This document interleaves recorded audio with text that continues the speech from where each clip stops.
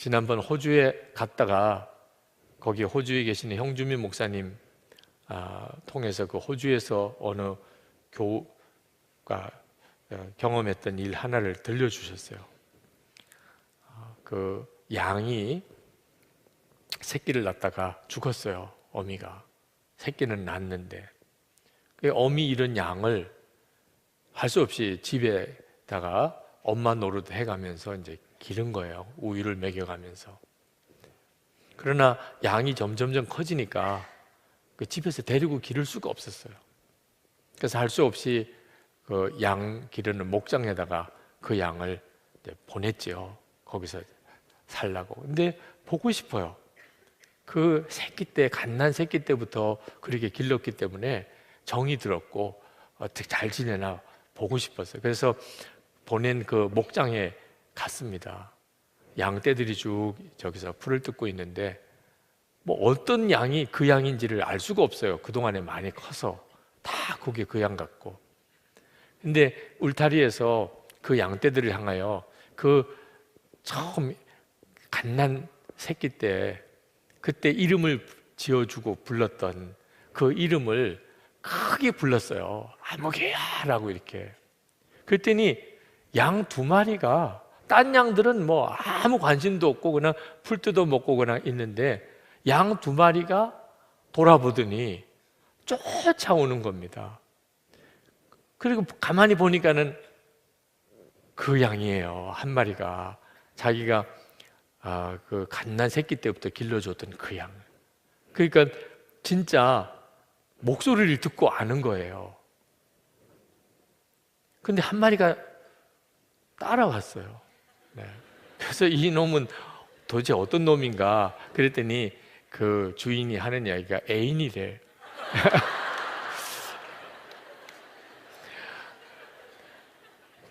여러분 정말 양은 목자의 음성을 들어요. 예수님께서 말씀하신 그대로예요. 이것이 우리들에게 그대로 경험되어야 돼요. 내 양은 내 음성을 들으며.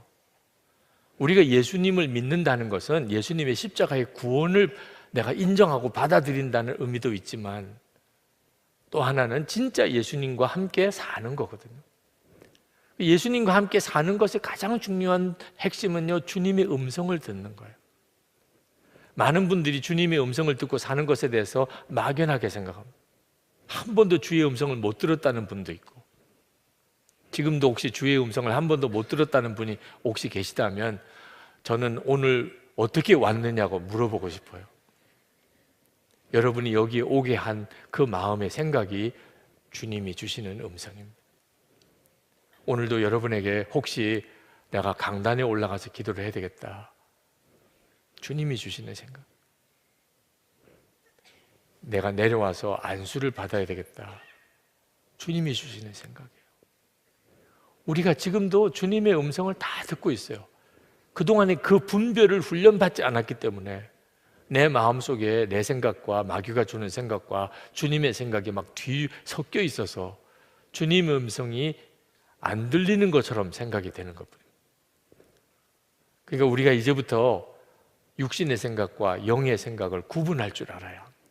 여러분에게 지금도 어떤 생각이 있죠? 이게 주님이 주시는 생각인지 마귀가 주는 생각인지 여러분이 이제는 분별할 줄 알아야 돼요.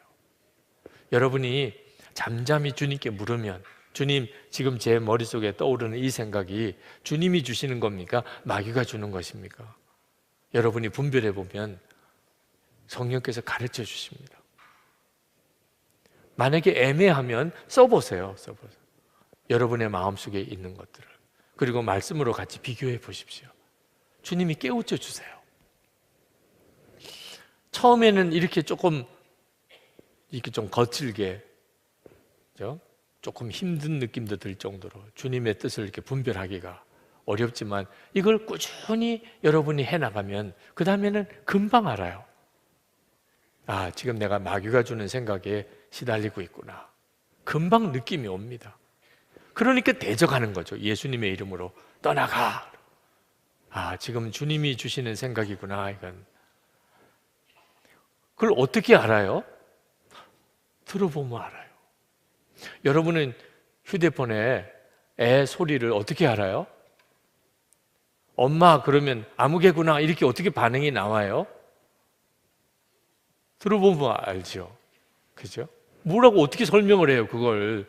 얘인지 아닌지 하도 들으니까 아는 거잖아요. 우리도 주님의 음성을 그렇게 들으려고 하고 그걸 매일 기록을 이렇게 해보면 알게 됩니다. 아, 내가 이런 생각하면 안 되지. 가룟 유다가 마귀가 주는 생각을 품었다가 예수를 은삼시 팔아버리는 일을 했잖아요. 아나니아와 삽비라가 마음에 탐심을 주는 마귀 생각을 품었다가 헌금하고도 죽어나갔잖아요. 분별을 못하니까 그렇게 된 거거든요.